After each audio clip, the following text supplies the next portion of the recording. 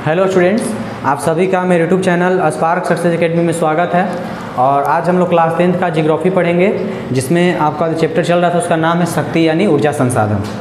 देखिए, तो शक्ति संसाधन में हम लोग कोयले के बारे में पिछले दिन पढ़े थे, है ना। उसके बाद पढ़े थे प्राकृतिक गैस के बारे में, पेट्रोलियम के बारे में। आज जो टॉपिक आपको पढ़ना है उसको विद्युत शक्ति। क्या है? विद्युत शक्ति।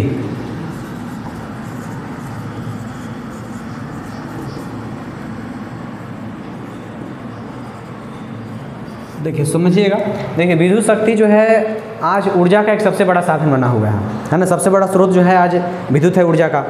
और वर्तमान समय में, है ना, पूरे विश्व में प्रति व्यक्ति मतलब कहा जाता है कि हर व्यक्ति आज विद्युत का उपयोग कर रहा है ना।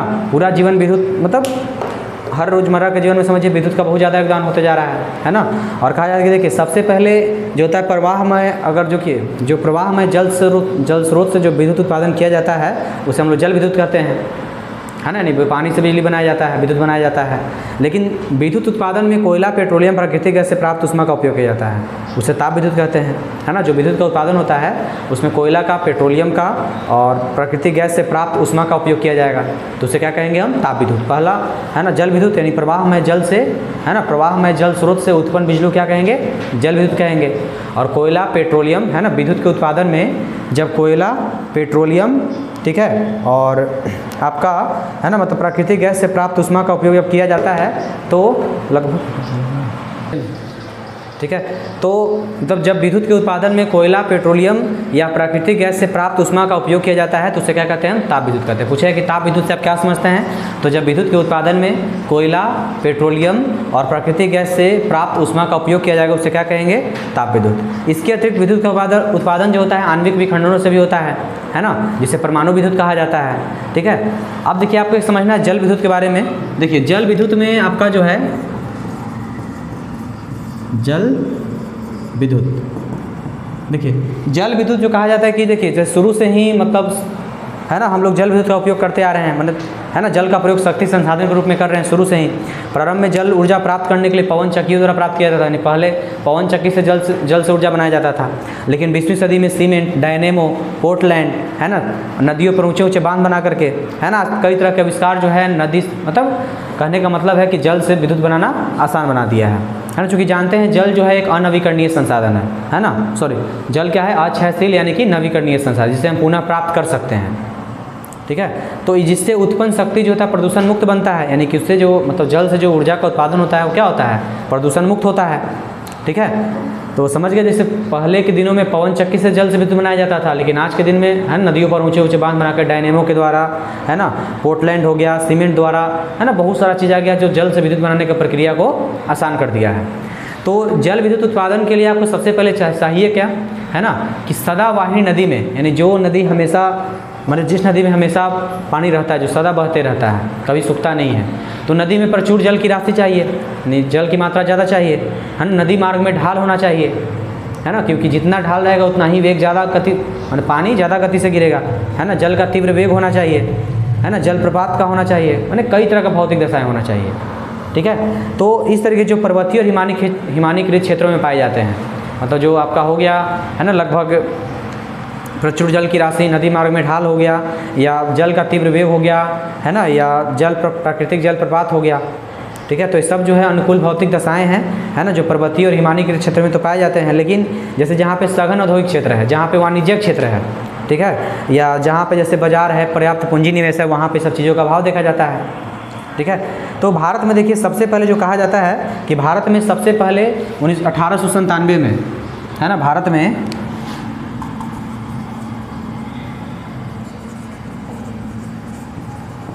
में प्रथम जल विद्युत संयंत्र, है ना, संयंत्र की स्थापना, संयंत्र जो था आपका लगाया गया कहाँ पे, है ना, 1897 में, 1897 ईस्वी में दार्जिलिंग में, ठीक है। याद रखिएगा, क्वेश्चन आता है आपके एग्जाम में, है ना, कि भारत में प्रथम जल विद्युत संयंत्र की स्थापना कहाँ किया गया, है ना, 1897 में, कहाँ पे? तो दार्जिलिंग में। इसके बाद हुआ कर्नाटक में, कहाँ पे? दूसरे नंबर पे कर्नाटक में, कर्नाटक के शिव समुद्रम है ना, कर्नाटक के शिव समुद्र में कावेरी नदी पर। ठीक है, तो इस तरीके से भारत में सबसे पहले दार्जिलिंग लगाया गया। उसके बाद दूसरा जल विद्युत संयंत्र कहाँ लगाया गया आपका, कर्नाटक के शिव समुद्र में, है ना, कावेरी नदी के जल प्रपात पर। इसके बाद 1930 तक पश्चिमी घाट के क्षेत्र, हिमालय क्षेत्र, उत्तर प्रदेश, हिमाचल प्रदेश, तमिलनाडु, कर्नाटक, कई राज्यों में जल से विद्युत बनाने का संयंत्र लगाया गया, है ना। और कहा जाता है कि 1947 तक भारत में 508 मेगावाट जो बिजली का उत्पादन हुआ था, मतलब इसी से हुआ था, जल से किया गया था। इसके बाद जब भारत स्वतंत्र हुआ तो भारत सरकार यहाँ पे अपने पंचवर्षीय योजनाओं में इसको स्थान दिया गया, है ना। और पंचवर्षीय योजनाओं में जैसे बताया गया, जल संसाधन जब पिछला चैप्टर जो आपका जल संसाधन पीछे जो आप पढ़ के आ रहे हैं, उसमें आपको बताया गया था पंडित जवाहरलाल नेहरू क्या कहे, देश के बांधों को, है ना, भारत का मंदिर कह रहे थे। तो मतलब कहने का मतलब है कि स्वतंत्रता के बाद भारत सरकार पंचवर्षीय योजना में इसको स्थान दिया और बहुउद्देशीय परियोजनाओं के द्वारा, है ना, इसको संचालित किया गया ताकि विद्युत शक्ति मतलब समुचित और शीघ्र विकास हो सके। यानी कि इसको विकसित करने में भारत सरकार का योगदान बहुत ज़्यादा है। ठीक है, अगर देखिएगा इसका वितरण का बात, है ना, तो नदियों पर बांध बना करके सिंचाई के साथ बिजली उत्पादन करना, है ना, बाढ़ की रोकथाम करना, मिट्टी के कटाव रोकना, मछली पालन करना, यातायात की सुविधा बढ़ाना, पर्यटन उद्योग बढ़ाना, यानी कि इसको उत्पादन करने से कई तरह के लाभ हैं। ठीक है ना। देखिए, तो कहा जाता है कि इसके वितरण पर जल शक्ति का वितरण देखिए कई तरह परियोजनाओं में किया गया है। जैसे सबसे पहले आपका है इसमें भाखड़ा नांगल परियोजना। क्या है, सबसे पहला जो आपका है वह है भाखड़ा नांगल परियोजना।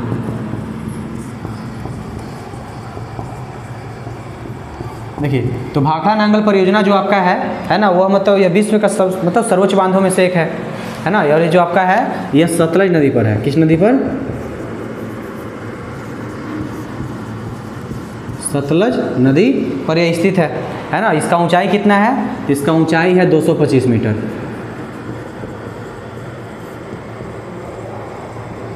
ऊंचाई कितना है, 225 मीटर, है ना। और यह कहा जाता है कि इस तरह से भारत का सबसे बड़ा परियोजना है। और यहाँ पे लगभग कहा जाता है कि यहाँ से 7 लाख किलोवाट विद्युत का उत्पादन किया जाता है।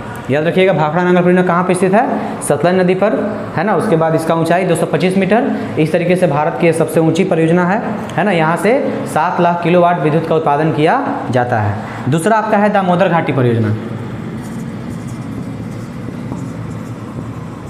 दूसरा आपका क्या है, दामोदर घाटी परियोजना, है ना। देखिए, तो दामोदर घाटी जो परियोजना है आपका पश्चिम बंगाल, और देखिए इसका निर्माण जो किया गया था पश्चिम बंगाल और झारखंड को बाढ़ से सुरक्षित करने के लिए, है ना, दामोदर नदी पर एक परियोजना बनाया गया जिसका नाम रखा गया दामोदर घाटी परियोजना। ठीक है, और यहाँ से भी मतलब कहा जाता है कि 1300 मेगावाट जल विद्युत का उत्पादन किया जाता है ना। तो इसका निर्माण झारखंड को और पश्चिम बंगाल को बाढ़ से बचाने के लिए किया गया था। यहाँ से 1300 मेगावाट विद्युत का उत्पादन किया जाता है। ठीक है, तीसरा इसके बाद जो आपका है कोसी परियोजना। तीसरा क्या है, कोसी परियोजना।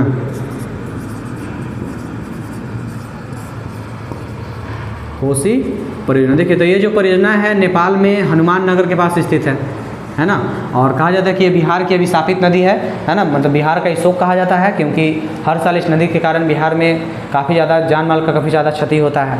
ठीक है, तो ये जो परियोजना है ना, हनुमान नगर नेपाल में स्थित है ना। यहाँ से और कहा जाता है कि यहाँ से 20,000 किलोवाट बिजली का उत्पादन किया जाता है। कितना, 20,000 किलोवाट।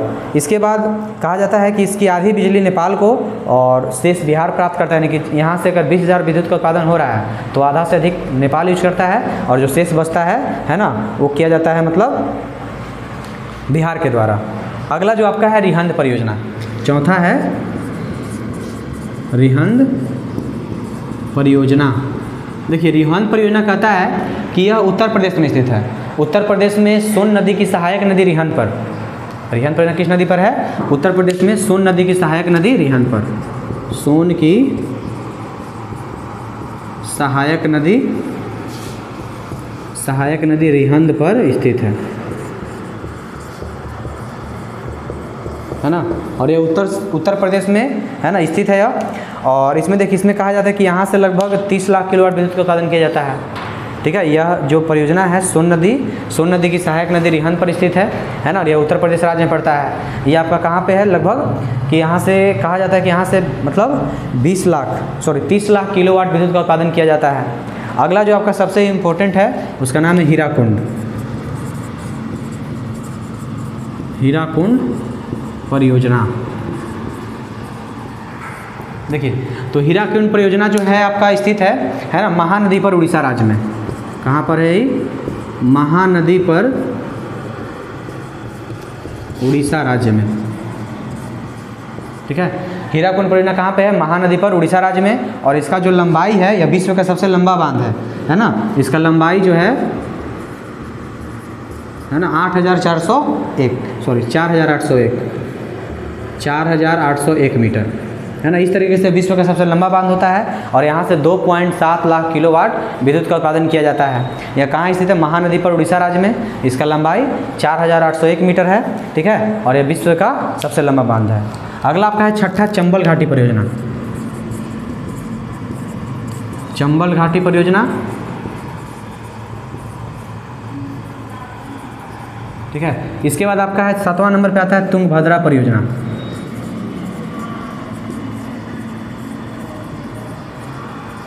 तुंगभद्रा परियोजना, तो तुंगभद्रा परियोजना जो है दक्षिण भारत की सबसे बड़ी नदी घाटी परियोजना है। ये जो परियोजना है ये दक्षिण भारत की सबसे बड़ी नदी घाटी परियोजना है। और ये आपका इसी से कृष्णा नदी की सहायक नदी, कृष्णा की सहायक नदी तुंगभद्रा पर, कृष्णा की सहायक नदी तुंगभद्रा पर। ठीक है, तो है ना, मतलब तुंगभद्रा परियोजना कहाँ पे है? कृष्णा नदी की सहायक नदी तुंगभद्रा नदी पर स्थित है और यह कर्नाटक में पड़ता है आपका। ठीक है, और इसमें जो लगभग कहा जाता है कि यह दक्षिण भारत की सबसे बड़ी नदी घाटी परियोजना है और यहाँ से 1 लाख किलोवाट विद्युत का उत्पादन किया जाता है, जो सिंचाई के साथ साथ सैकड़ों छोटे बड़े उद्योग धंधों के लिए बिजली आपूर्ति करता है। तो अगला आपका है 8वां जो है सारावती नदी घाटी परियोजना। लास्ट जो आपका है सारावती नदी घाटी परियोजना।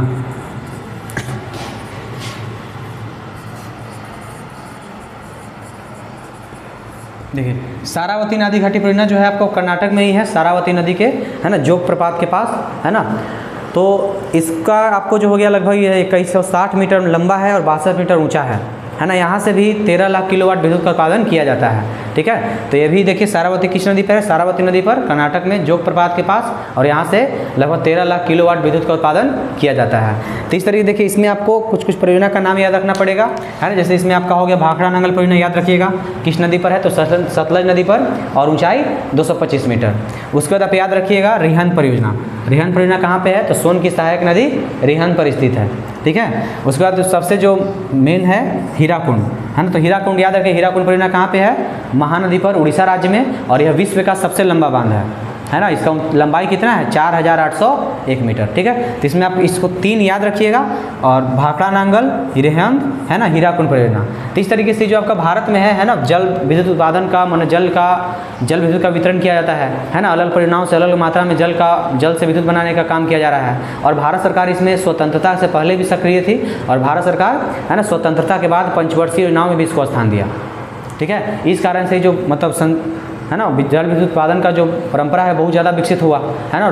देश में नदियों पर ऊंचे ऊंचे बांध बना करके एक साथ कई उद्देश्यों का पूर्ति किया जा रहा है लगातार। इसमें सबसे मुख्य क्या है? जल विद्युत उत्पादन। देखिए अगर आप पढ़िएगा इसमें ताप शक्ति है ना, तो ताप शक्ति देखिएगा इसमें एक अगला टॉपिक आपका है ताप शक्ति का।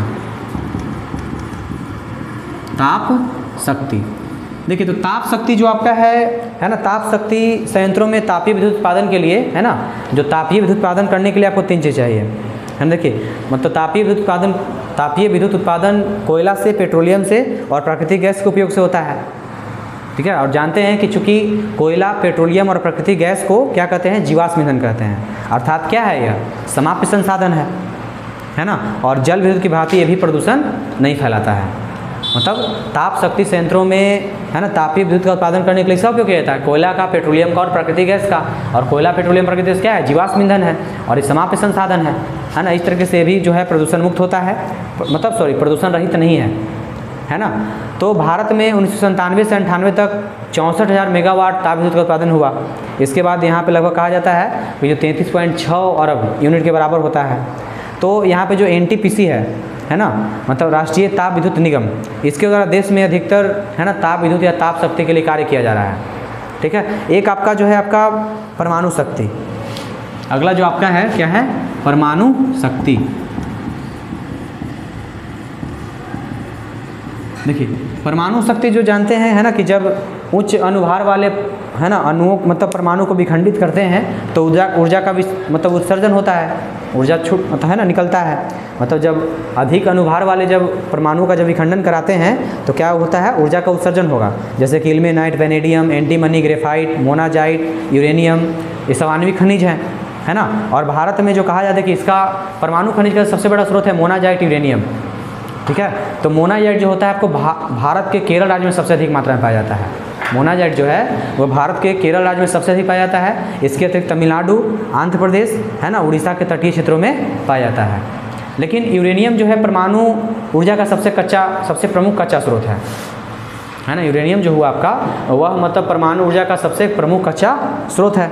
और भारत में यूरेनियम का जो है विशाल भंडार है ना। भारत में यूरेनियम का जो विशाल भंडार है मात्र एक ही जगह है, झारखंड के जादूगोड़ा में, जहाँ से मतलब जहाँ 97 किलोमीटर लंबी पट्टी वाले क्षेत्रों में यह फैला हुआ है। उसके बाद मेघालय के जयंतिया पहाड़ी में भी इसका भंडार मिलता है। आंध्र प्रदेश में पाया जाता है।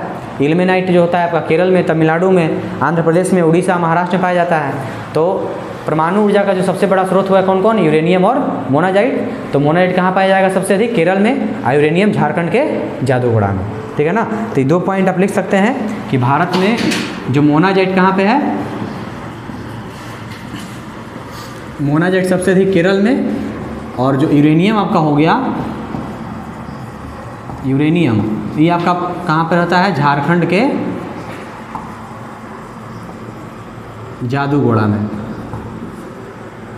ठीक है। तो इस तरीके से मतलब इसमें देखिए कि इसके बाद इल्मेनाइट का जो भंडार है तमिलनाडु में, आंध्र प्रदेश में, है ना, बहुत सारे राज्यों में मिलता है। तो भारत में जो सबसे पहले प्रथम आणविक रिएक्टर यानी प्रथम परमाणु ऊर्जा केंद्र स्थापित किया गया वो कहाँ किया गया, मुंबई के निकट तारापुर में, ठीक है। तो इस तरीके से समझ गए होंगे जल विद्युत, परमाणु शक्ति, ताप विद्युत, है ना। और परमाणु शक्ति का सबसे प्रमुख कच्चा स्रोत क्या है, मोनाजाइट और यूरेनियम है। तो आज आपका इतना ही तक रहेगा और अगले दिन आपको इसमें आगे आपको परमाणु विद्युत गृह के बारे में बताया जाएगा, ठीक है।